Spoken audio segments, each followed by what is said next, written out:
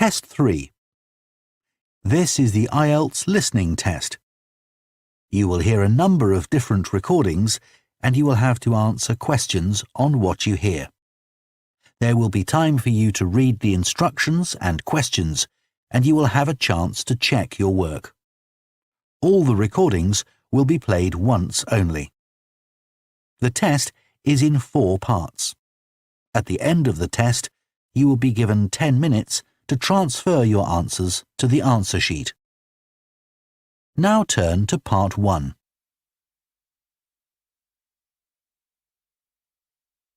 Part 1. You will hear a woman phoning to ask about a summer cycling camp for her young son who is called Charlie. First, you have some time to look at questions 1 to 5.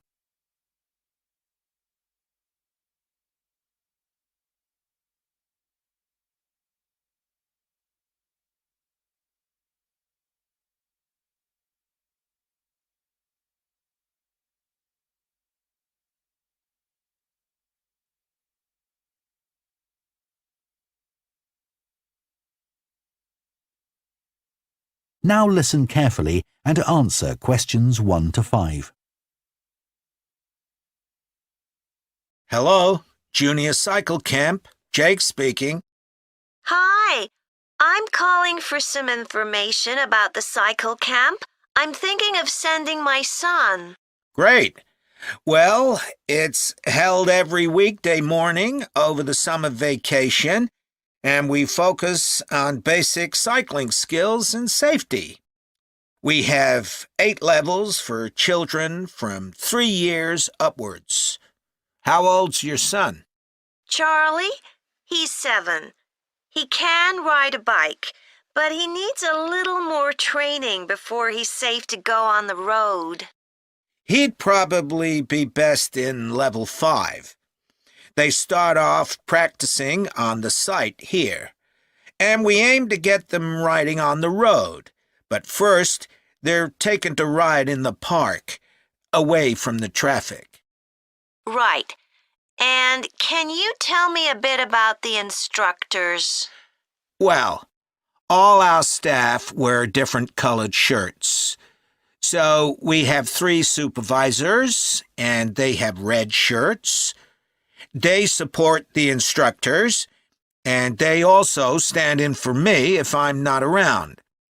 Then the instructors themselves are in blue shirts, and one of these is responsible for each class. Okay. In order to be accepted, all our instructors have to submit a reference from someone who's seen them work with children. Like if they've worked as a babysitter, for example. Then they have to complete our training course, including how to do lesson plans and generally care for the well-being of the kids in their class. They do a great job, I have to say. Right. And tell me a bit about the classes. What size will Charlie's class be? We have a limit of 8 children in each class, so their instructor really gets to know them well. They're out riding most of the time, but they have quiet times too, where their instructor might tell them a story that's got something to do with cycling, or get them to play a game together. It's a lot of fun. It must be. Now, what happens if there's rain? Do the classes still run? Oh, yes. We don't let that put us off. We just put on our waterproofs and keep cycling. Before you hear the rest of the conversation, you have some time to look at questions 6 to 10.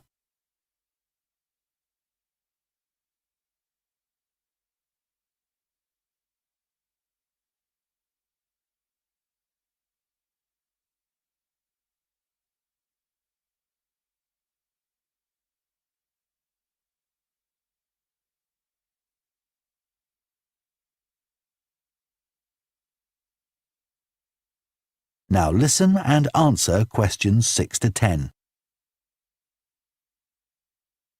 And is there anything special Charlie should bring along with him? Well, maybe some spare clothes, especially if the weather's not so good. And a snack for break time? How about a drink? No, we'll provide that. And make sure he has shoes, not sandals. Sure. And just at present, Charlie has to take medication every few hours, so I'll make sure he has that. Absolutely. Just give us details of when he has to take it, and we'll make sure he does. Thanks. Now, there are a few things you should know about day 1 of the camp. The classes normally start at 9:30 every morning, but on day 1, you should aim to get Charlie here by 9:20. The finishing time will be 12:30 as usual. We need the additional time because there are a few extra things to do. The most important is that we have a very careful check to make sure that every child's helmet fits properly. If it doesn't fit, we'll try to adjust it, or we'll find him another one. But he must wear it all the time he's on the bike. Of course. Then, after that, all the instructors will be waiting to meet their classes, and they'll meet up in the tent. You can't miss it, and each instructor will take their class away and get started. Okay, well, that all sounds good. Now, can you tell me how much the camp costs a week?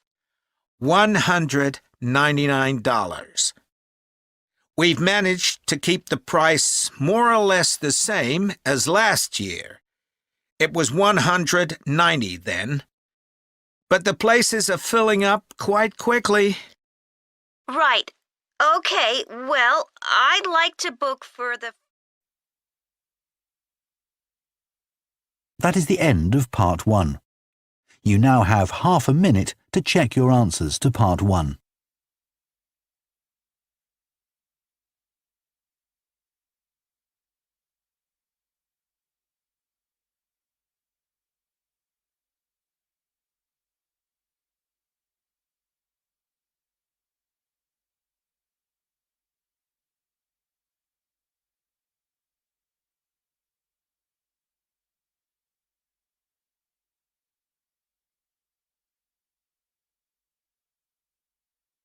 Part 2. You will hear a recruitment officer called Megan Baker giving a talk at a jobs fair about opportunities for those interested in the food and agriculture sectors. First, you have some time to look at questions 11 to 14.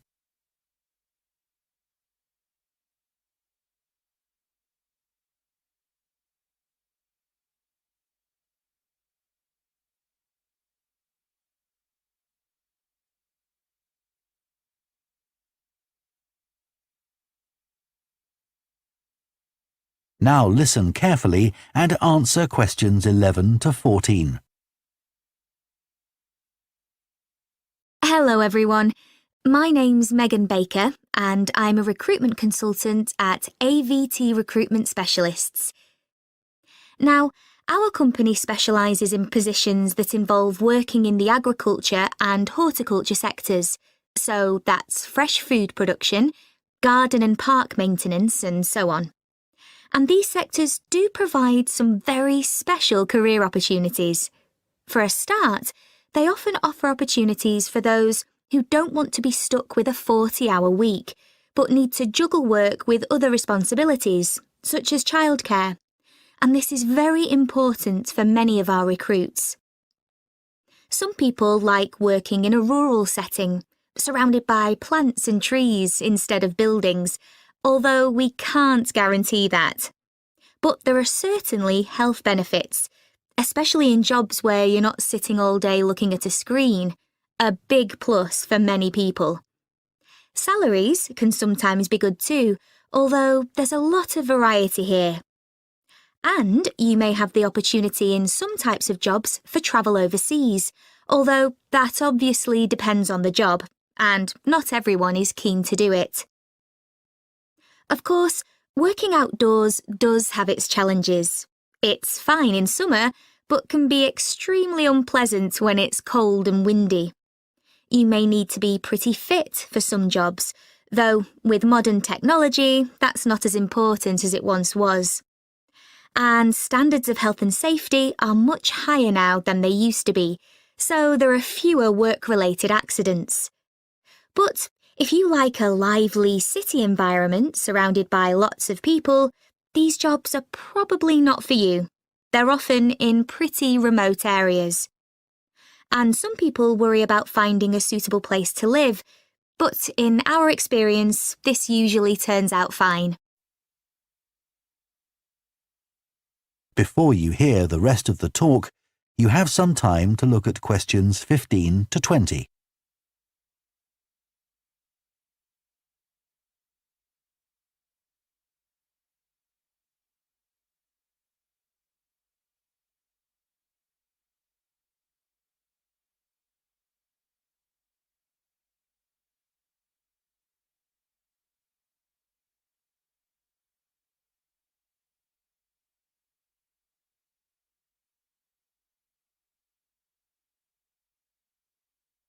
Now listen and answer questions 15 to 20. Now, let me tell you about some of the exciting jobs that we have on our books right now. One is for a fresh food commercial manager. Our client here is a very large fresh food producer, supplying a range of top supermarkets. They operate in a very fast-paced environment with low profit margins. The staff there work hard, but they play hard as well. So if you've a sociable personality, this may be for you. We have an exciting post as an agronomist, advising farmers on issues such as crop nutrition, protection against pests, and the latest legislation on farming and agricultural practices. There are good opportunities for the right person to quickly make their way up the career ladder, but a deep knowledge of the agricultural sector is expected of applicants. A leading supermarket is looking for a fresh produce buyer who is available for a 12-month maternity cover contract.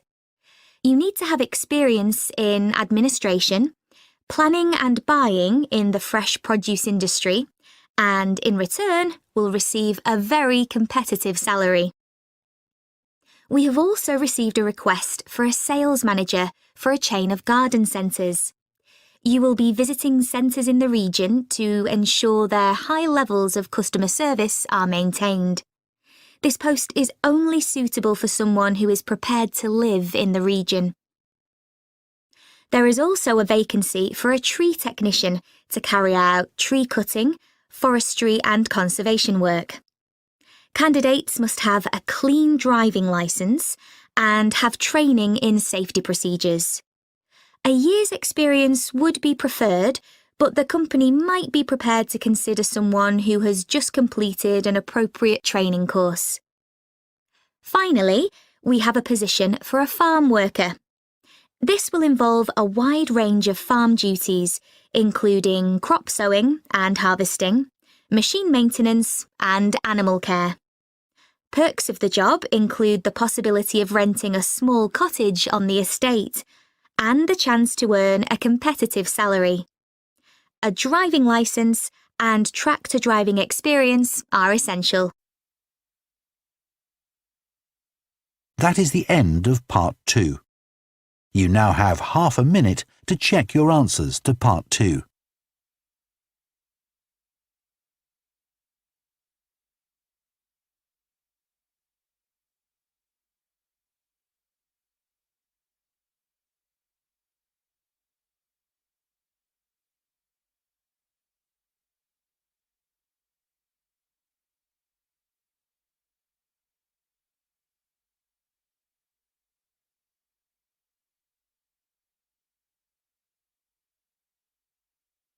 Part 3.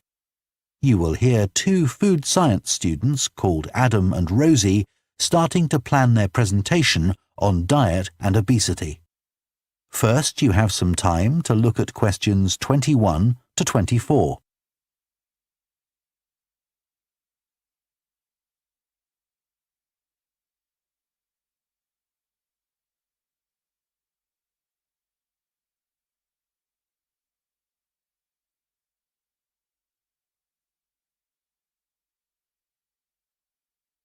Now listen carefully and answer questions 21 to 24.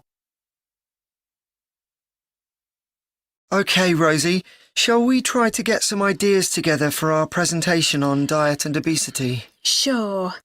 I can talk about the experiment I did to see if people can tell the difference between real sugar and artificial sweeteners. Where you gave people drinks with either sugar or artificial sweeteners, and they had to say which they thought it was? Yeah, it took me ages to decide exactly how I'd organise it, especially how I could make sure that people didn't know which drink I was giving them. It was hard to keep track of it all, especially as I had so many people doing it. I had to make sure I kept a proper record of what each person had had. So, could most people tell the difference? Yeah, I hadn't thought that they would be able to, but most people could.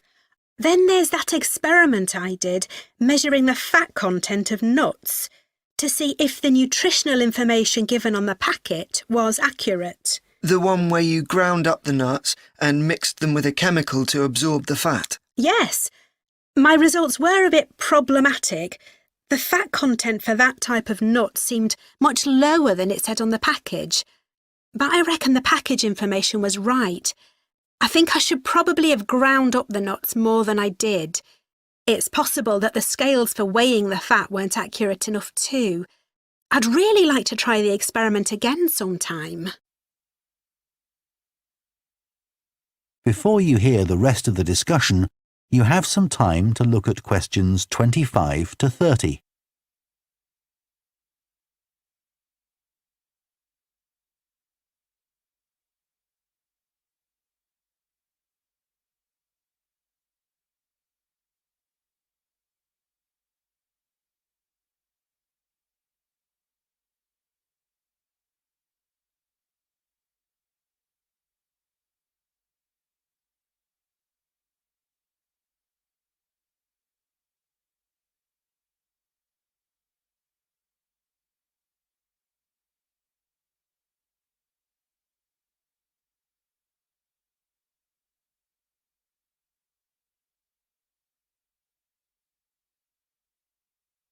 Now listen and answer questions 25 to 30. So what can we say about helping people to lose weight?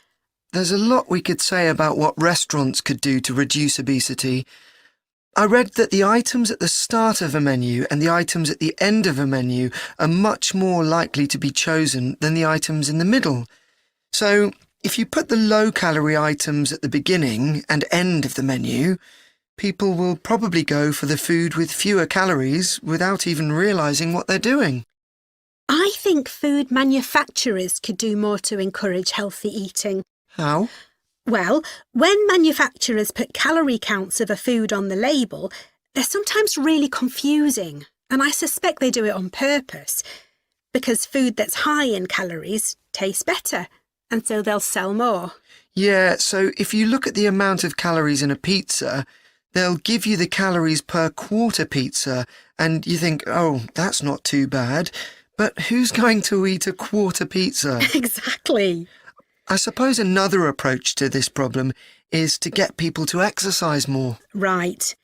In England, the current guidelines are for at least 30 minutes of brisk walking 5 days a week. Now, when you ask them, about 40% of men and 30% of women say they do this. But when you objectively measure the amount of walking they do with motion sensors, you find that only 6% of men and 4% of women do the recommended amount of exercise. So you can see why obesity is growing. So how can people be encouraged to take more exercise? Well, For example, think of the location of stairs in a train station. If people reach the stairs before they reach the escalator when they're leaving the station, they're more likely to take the stairs. And if you increase the width of the stairs, you'll get more people using them at the same time. It's an unconscious process and influenced by minor modifications in their environment. Right. And it might not be a big change, but if it happens every day, it all adds up. Yes, but actually, I'm not sure if we should be talking about exercise in our presentation. Well, we've done quite a bit of reading about it. I know, but it's going to mean we have a very wide focus, and our tutor did say that we need to focus on causes and solutions in terms of nutrition. Oh, I suppose so. And we've got plenty of information about that. OK, well, that will be simpler. So, what shall we do now? We've still got half an hour before our next lecture. Let's think about what we're going to include and what will go where. Then we can decide what slides we need. OK, fine. That is the end of Part 3. You now have half a minute to check your answers to Part 3.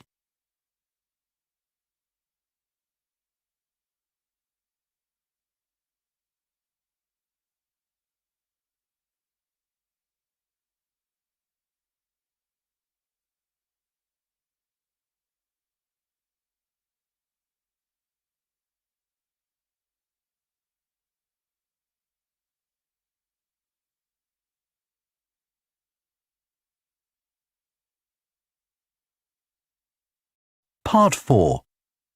You will hear a lecturer on a fashion design course introducing the subject of hand knitting, which involves making things like woolen jumpers and scarves. First, you have some time to look at questions 31 to 40.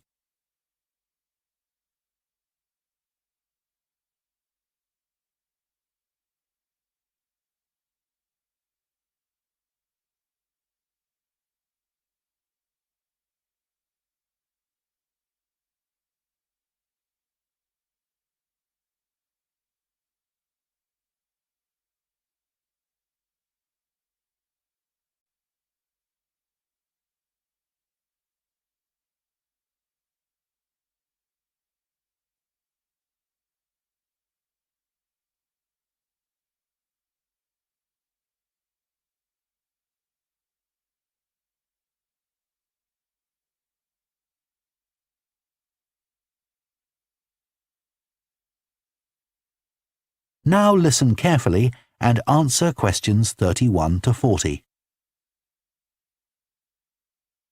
Good morning, everyone. So today we're going to look at an important creative activity, and that's hand knitting. Ancient knitted garments have been found in many different countries, showing that knitting is a global activity with a long history. When someone says the word knitting, we might well picture an elderly person, a grandmother perhaps, sitting by the fire knitting garments for themselves or other members of the family.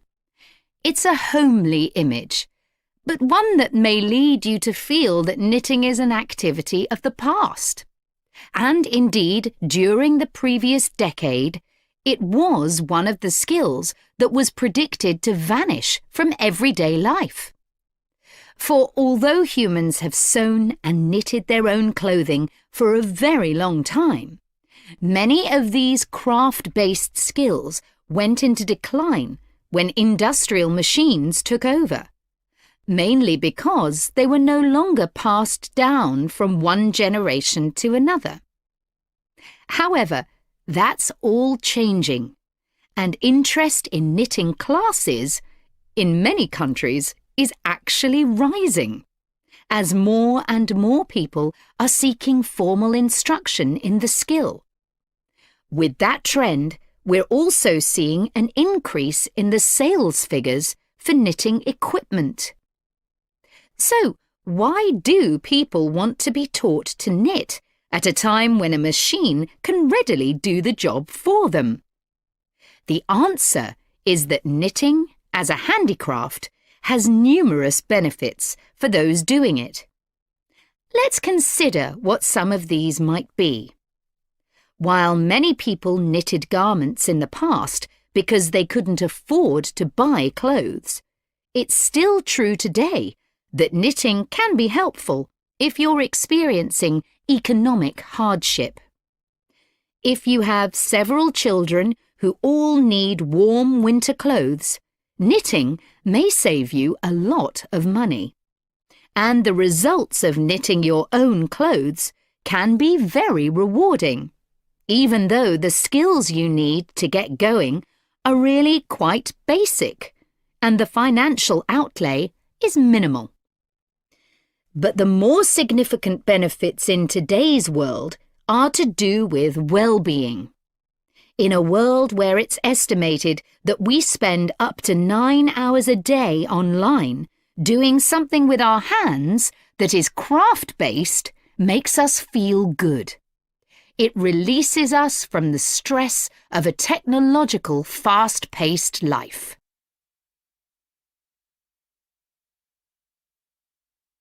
Now, let's look back a bit to early knitting activities.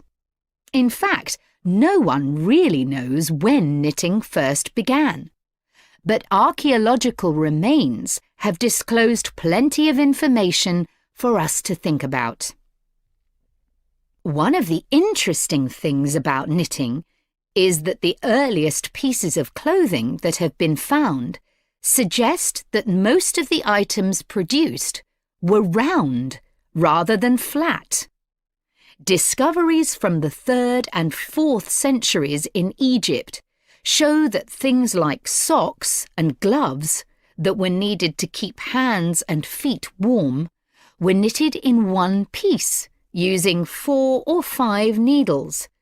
That's very different from most knitting patterns today, which only require 2.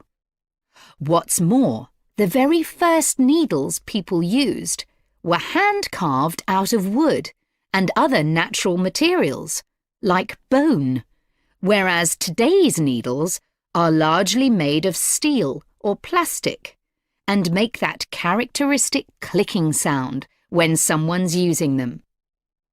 Ancient people knitted using yarns made from linen, hemp, cotton and wool, and these were often very rough on the skin.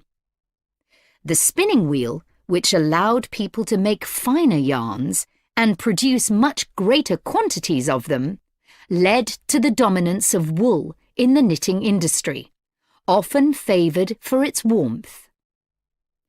Another interesting fact about knitting is that because it was practiced in so many parts of the world, for so many purposes, regional differences in style developed.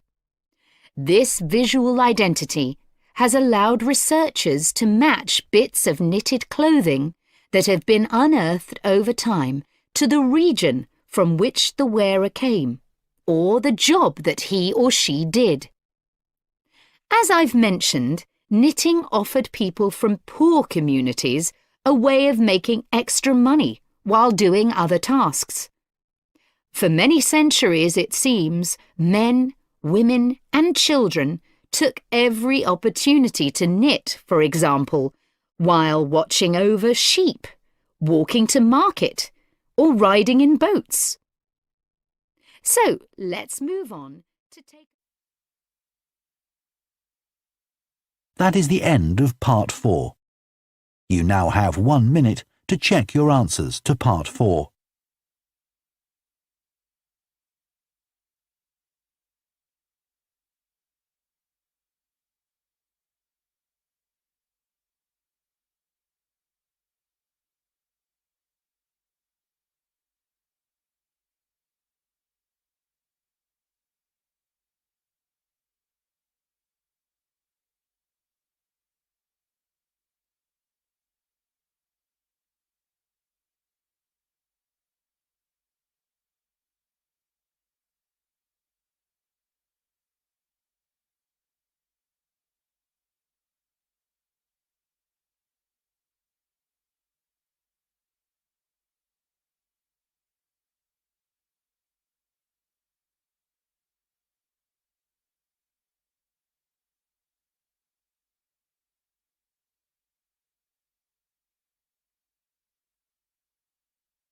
That is the end of the listening test.